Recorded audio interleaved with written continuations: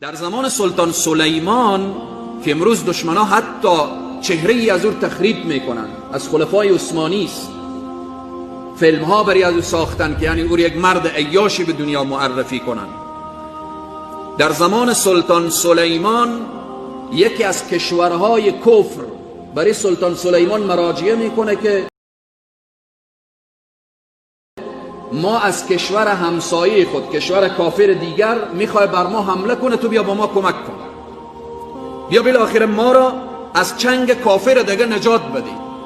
امروز مصیبت اینه که کافر میای مسلمان ها رو میخواد صلح و آشتی بیاره. در زمان سلطان سلیمان وقتی که او کشور کفر مراجعه میکنه، سربازان خود را بفرست تا اینکه از ما دفاع کنن که کافر دیگری میخواد بر ما حمله ور بشه.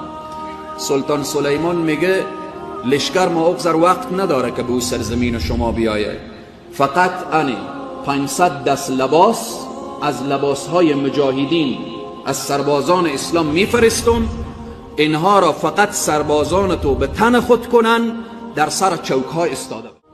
و مجردی که این لباس ها را اونها میپوشن، سر چوک ها استاده میشن، کشوری که میخواست حمله کنه پای خود را جمع میکنه، میگه اون طرف نروید که سربازان اسلام، سربازان سلطان سلیمان آمده. از لباس مسلمان کفر هیبت داشت، میترسید. به این قسم ادامه پیدا کرد. در عصر رسول الله صلی الله علیه و سلم هم ما و شما خواندیم این مسائل. من تو میگم به خاطر بعضی دوستایی که تو جدیدن در درس میخوایم برشان تو بفهمن، سلسله بر سلسله درس ما پیش میرم. در زمان رسول الله صلی الله علیه و سلم هم یک کسی از کفار قریش اینا در اول خواستن لط بکنن، بسیار صحابه را زدند، سمیه را به شهادت رساندن، یاسر را به شهادت رساندن، عمار را بسیار لط و کوب کردن، بلال حبشی، قصهش کله بر ما و شما معلوم است. ولی پسان دیدن که کسایی که مسلمان شده نمیشه از طریق زور بالای از اینا غلبه کرد، خواستن پیغمبر صلی الله علیه و سلم از طریق همون 3 وسیله‌ای که در جنگ فکری اکثرا استعمال میشن، در جنگ فکری غالبا یا مال است یا تقدیم کردن به حساب دختر و همسر و مسائل جنسی هست، یا از طریق مال غلبه حاصل میکنن و یا از طریق جنس و یا هم از طریق چوکی و قدرت و کرسی های سیاسی. پس آمدن به رسول الله صلی الله علیه و سلم از طریق جنگ فکری پیشنهاد کردن که ما میخوایم بر تو از بین دخترهای بسیار زیبایی که در هر قبیله هست، چون رسول الله صلی الله علیه و سلم وقتی که بالایش وحی نازل شد یک خانم داشت رسول الله صلی الله علیه و سلم و خانمش هم بیبی خدیجه بود، و چون رسول الله هم خودش 25 ساله بود، و علیکم السلام، بیبی خدیجه خودش 25 ساله 40 ساله بود که رسول الله صلی الله علیه و سلم 25 ساله ازدواج کرد. حالا که رسول الله هم 40 ساله شده، خانمش 55 ساله است. آمدن برش گفتن که پیغمبر یک خانم داری و هم 55 ساله، ما از هر قبیله برات یک دختر جوان 18 ساله 19 ساله 20 ساله انتخاب میکنیم و نظر قبیله مثلا 50 قبیله باشه 50 تا همسر برات میگیریم.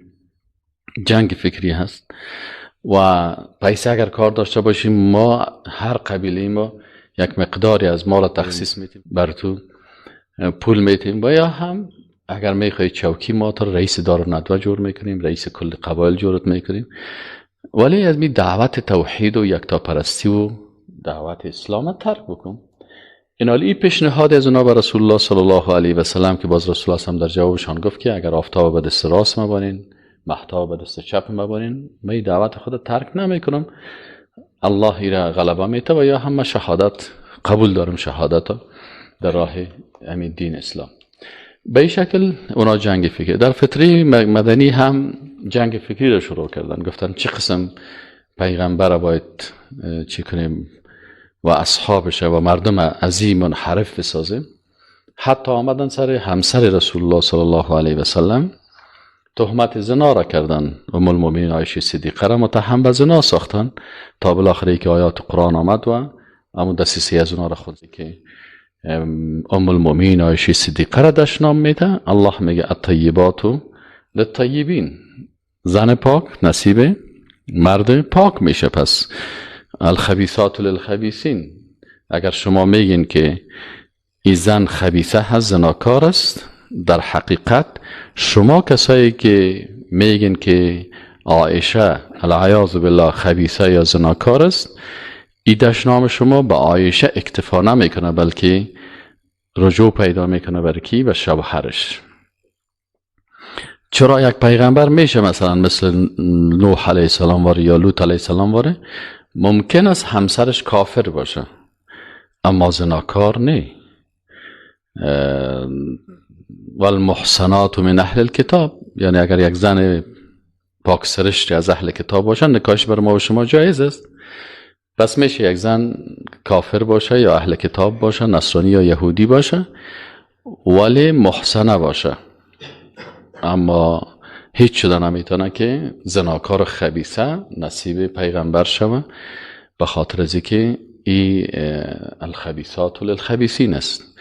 و با ذرایت دیگه قرآن که آمد کفر از اینا را بیخی 100% ثابت کرد و حال هم اگر کسی به عقیده باشه کفرش به می ثابت میشه که اگر کسی بگویه که ام المؤمنین عایشه صدیقه زناکار است، کفر از چی ثابت میشه؟ که آیت قرآن میگه که الزانیة لا ینکحها الا زان او مشرک، زناکاره به نکاح نمیگیره مگر دو شخص، یا زناکار باشه خودش و یا هم چی باشه؟ مشرک باشه. حالا اگر کسی میگه که ام المؤمنین العیاذ بالله عایشه صدیقه را میگن زناکار است، پس اینا دشنام میدن پیغمبر و دو صفتی، یا پیغمبر دشنام به زنا میکنن و کسی که پیغمبر دشنام زناکاری بده هم کافر است، و اگر پیغمبر بگه مشرک است هم در دو صورت چی میشه؟ کافر میشه.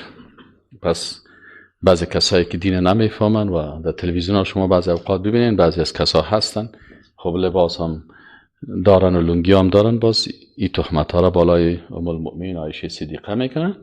خب اگر بیچاره لودست بی عقل است بفهمه که خودش خدا کافر ساخته به اساس آیت قرآن.